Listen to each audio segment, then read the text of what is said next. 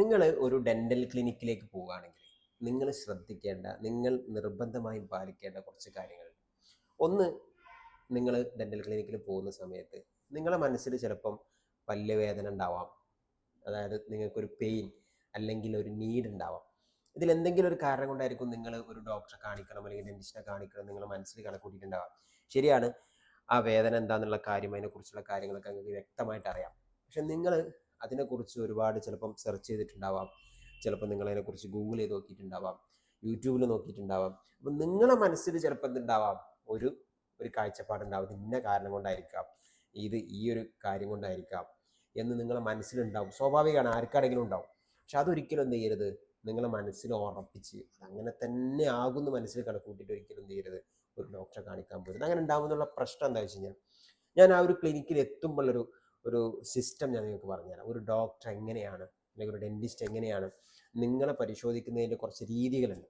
ഒന്ന്, നിങ്ങൾ ക്ലിനിക്കിൽ വന്നു കഴിയുമ്പോൾ നിങ്ങളോട് നിങ്ങളെ ബുദ്ധിമുട്ട് എന്താണെന്ന് ചോദിക്കും. അപ്പോൾ ചിലർ കറക്റ്റായിട്ട് പറഞ്ഞു കൊടുക്കും, ചിലരാണെങ്കിൽ അത് കറക്റ്റായിട്ട് പറഞ്ഞു കൊടുക്കാൻ കഴിയില്ല.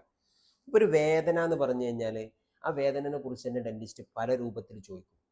എങ്ങനെയാണ് അപ്പോൾ നിങ്ങൾ ഒരു പേഷ്യൻറ്റിനെ സംബന്ധിച്ചിടത്തോളം വേദന എന്ന് പറഞ്ഞു കഴിഞ്ഞാൽ അത് വെറും ഒരു വേദന മാത്രമാണ്. എന്നാൽ ഡെന്റിസ്റ്റ് അങ്ങനെയല്ല, വേദനകൾ പല രൂപത്തിലുണ്ട്.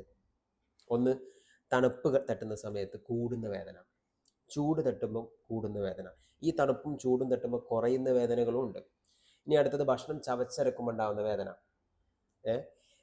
അടുത്തതൊന്നാണ് നമുക്ക് രാത്രിയിൽ കൂടുന്ന വേദന, രാത്രിയിൽ കിടക്കുന്ന സമയത്ത് കൂടുന്ന വേദന, അല്ലെങ്കിൽ നമ്മൾ വേറെ സാധാരണ ഫുൾ ടൈം വേദനിച്ചുകൊണ്ടേയിരിക്കുക. അപ്പം ഇതൊക്കെ കൂടുന്നത്, കുറയുന്നത്, മരുന്ന് കുടിച്ചിട്ടും കുറയാത്തത്, ഇങ്ങനെയൊക്കെ പല രൂപത്തിലും വേദനകൾ ഉണ്ടാവും. വായ തുറക്കുമ്പോഴുള്ള വേദന, ഉമിനീരിറക്കുമ്പോഴുള്ള വേദന, ഭക്ഷണം കഴിക്കുമ്പോഴുള്ള വേദന, ഇതൊക്കെ പല സംഗതികളുടെ സൈൻസാണ്, സിംറ്റംസാണ്. ഒരു വേദന എന്ന് പറഞ്ഞു കഴിഞ്ഞാൽ ഒരു ഡെന്റിസ്റ്റ് വേദനനെ കാണുന്നത് ഇങ്ങനെ പല ടൈപ്പ് ഓഫ് വേദനകളായിരിക്കും. ഇതിലേതാണെന്ന് കറക്റ്റ് മനസ്സിലാക്കാൻ വേണ്ടിയിട്ടാണ് ആദ്യം കുറേ ചോദ്യങ്ങൾ നിങ്ങളോട് ചോദിക്കുന്നത്. അപ്പോൾ അതിന് കൃത്യമായിട്ടുള്ള ഒരു മറുപടി നിങ്ങളെ മനസ്സിൽ വേണം. അതായത് വേദന എന്ന് പറഞ്ഞാൽ എപ്പോൾ കൂടുന്ന, എങ്ങനെയാവുന്ന, ഏത് രൂപത്തിലുള്ള വേദനയാണ് നിങ്ങൾക്ക് എന്ത് ചെയ്യണം, ഡിസ്ക്രൈബ് ചെയ്ത് പറഞ്ഞു കൊടുക്കാൻ കഴിയണം. അപ്പോൾ മാത്രമാണ് കറക്റ്റായിട്ട്. കാരണം പല്ലിനെ സംബന്ധിച്ചിടത്തോളം പല്ല് ഒരുപാടുണ്ട്, ഒരുപാട് പല്ലുകളുണ്ട്. അപ്പോൾ പല വേദനകളും പല രൂപത്തിലാണ് കാണിക്കുക. അതായത് ഒരു കേട് വന്ന് ഒരു പല്ലിന് വേദന ആക്കുന്ന സമയത്ത് ഇനീഷ്യൽ ടൈമിൽ ഉണ്ടാകുന്ന പെയിൻ അല്ല കുറച്ച് കാലം കഴിഞ്ഞിട്ടുണ്ടാവുക. അങ്ങനെ ഉണ്ടാവുക. പല്ലിനൊക്കെ വേദനകളൊക്കെ വ്യത്യാസമുണ്ട്. അതിനെക്കുറിച്ച് കൂടുതൽ ഡിസ്ക്രിപ്ഷൻ ഞാൻ അടുത്ത വീഡിയോസിൽ പറഞ്ഞുതരാം. നിങ്ങൾ വിചാരിക്കുന്നുണ്ടാവും, ഓ ഇത് വേദന ഉണ്ട് അപ്പോൾ എല്ലാ മരുന്നും ഒന്നിട്ട് കഴിച്ചാൽ മതി. അങ്ങനെയല്ല. ചിലതൊക്കെ മരുന്ന് കൊണ്ട് മാറും, ചിലത് മരുന്ന് കൊണ്ട് മാറ്റാൻ കഴിയില്ല. ചിലത് നമ്മൾ റൂട്ട് കനാൽ ഇമ്മീഡിയറ്റ് ആയിട്ട് സ്റ്റാർട്ട് ചെയ്യേണ്ടി വരും. ചിലത് മരുന്ന് കുടിച്ച് കഴിഞ്ഞിട്ട് കുറച്ച് കഴിഞ്ഞിട്ട് റൂട്ട് കനാൽ സ്റ്റാർട്ട് ചെയ്താൽ മതിയാവും. ചിലത് റൂട്ട് കനാൽ കൊണ്ട് നമുക്ക് ശരിയാക്കാൻ കഴിയില്ല. അപ്പോൾ നമുക്ക് എന്ത് ചെയ്യേണ്ടി വരും, അത് പറിച്ച് കളയേണ്ടി വരും.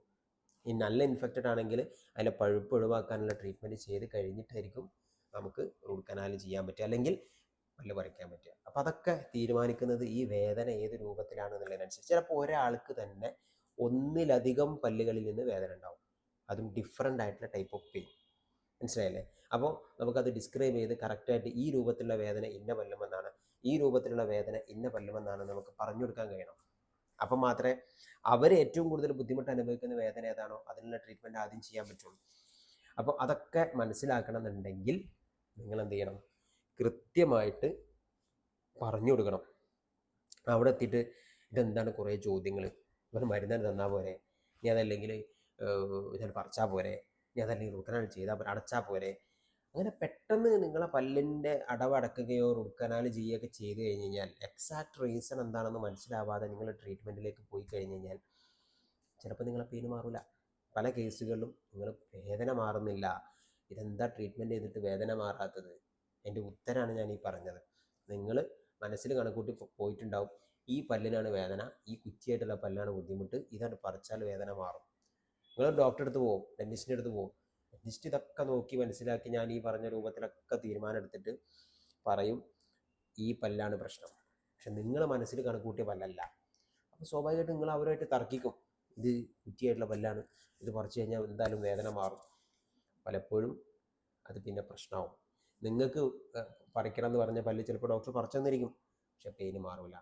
അപ്പോൾ എക്സാക്ട് റീസൺ മനസ്സിലാക്കണം എന്നുണ്ടെങ്കിൽ നിങ്ങൾ പറയുന്ന കാര്യങ്ങളനുസരിച്ചിട്ടായിരിക്കും ഡോക്ടർ ഏത് പല്ലിനാണ് പ്രശ്നം, എന്ത് പല്ലിനാണ് കുഴപ്പം, എന്ത് ചെയ്താലാണ് മാറുക എന്ന ഡിസിഷൻ എടുക്കുന്നത്. So decision making is very important. നിങ്ങൾ ഡിസിഷൻ എടുക്കണം എന്നുണ്ടെങ്കിൽ നിങ്ങൾ പറഞ്ഞെടുക്കുന്ന ഡയറക്ഷൻ അനുസരിച്ചാണ് ഡിസിഷൻ എടുക്കുക. അപ്പം അടുത്ത പ്രാവശ്യം ഡെന്റിസ്റ്റിനെ കാണിക്കാൻ പോകുമ്പോൾ ഈ കാര്യങ്ങളൊക്കെ ഒന്ന് ശ്രദ്ധിക്കുക.